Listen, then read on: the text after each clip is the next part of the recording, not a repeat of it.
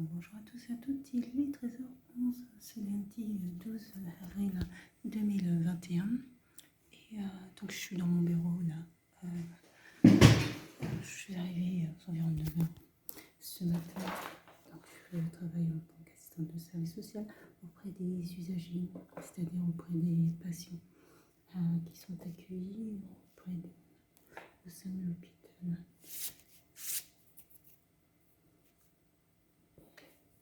Et donc là, je profite de cette pause déjeuner. J'aurais pu descendre pour aller manger au réfectoire, mais bon, j'ai un peu la flemme. J'y vais pas tout le temps. J'y vais de temps en temps. J'y vais de temps en temps au réfectoire, mais souvent en fait, ça m'arrive quelquefois de sauter un petit peu la pause déjeuner parce qu'en plus de ça, je profite de mon temps de midi pour parce que je fais des démarches liées à une activité. C'est même pas midi, il est 13h. Mais je fais des démarches liées à mon activité professionnelle libérale qui n'a rien à voir avec l'activité que je fais ici, où je suis salariée sur un temps horaire conventionnel. Je travaille du lundi au vendredi sur un temps horaire qui n'apparaît pas sur le contrat, mais qui a été défini avec la direction au moment du recrutement. Donc, je profite de mon temps de pause pour faire quelques petites démarches.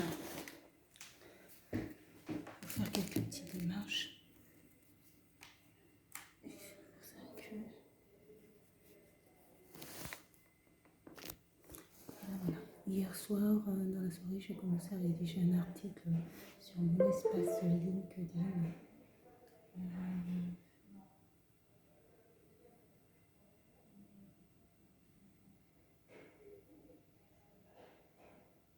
Sur mon espace LinkedIn, qui porte justement sur le travail social auprès des usagers.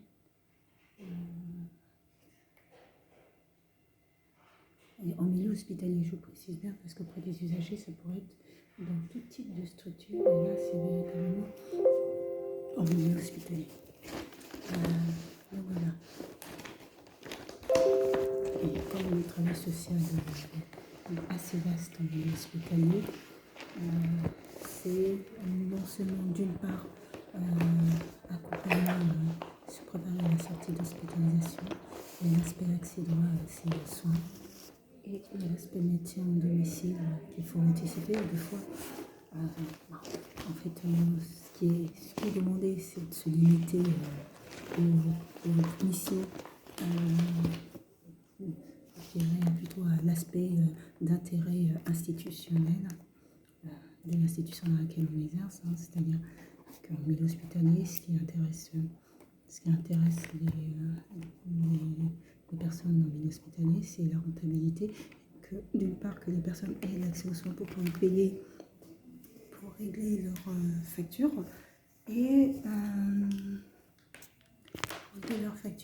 d'autre part, c'est que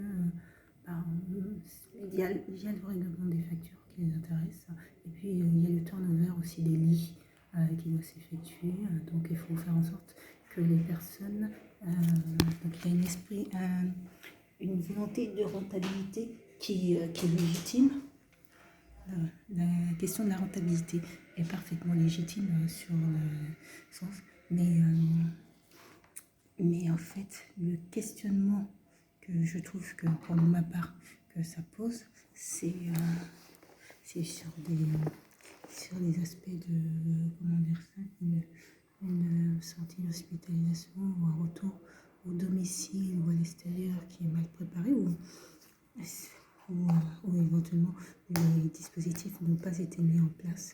C'est s'assurer que les personnes soit en péril en sortant, soit reviennent assez rapidement en hospitalisation.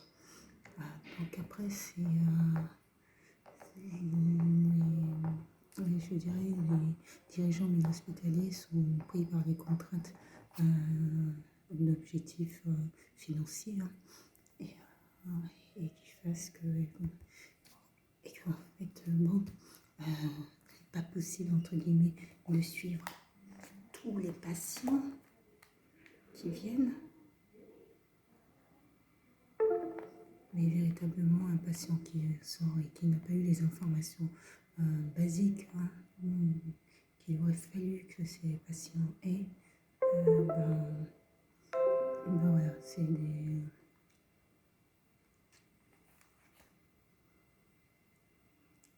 sont des patients qui reviendront dans le milieu hospitalier assez rapidement. Merci.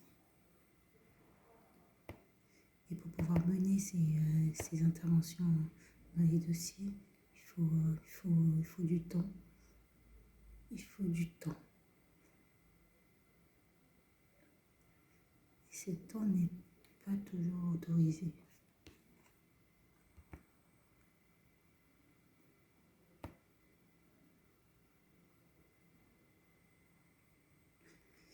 Donc voilà, mais je pense que c'est une problématique qui concerne un petit peu toutes les institutions et qui met en difficulté de toute manière les travailleurs sociaux de manière globale dans leur activité, et toujours ce sentiment qu'il aurait été possible de faire dans certains dossiers, pas tous, mais dans certains dossiers il aurait été possible de faire mieux.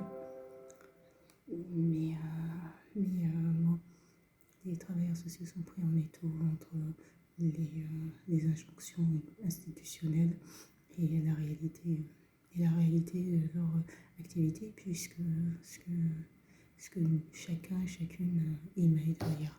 Là, ce que je voulais faire, ah ouais, mais il faut que j'utilise ce scan. Il faut que j'utilise le scan de professionnel, mais ça m'embête d'utiliser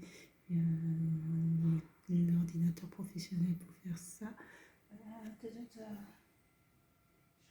regarde si éventuellement au niveau du scan.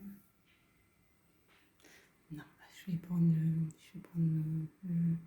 je voudrais scanner un document et puis l'envoyer, puis je vais poursuivre la rédaction de l'article que j'ai démarré hier.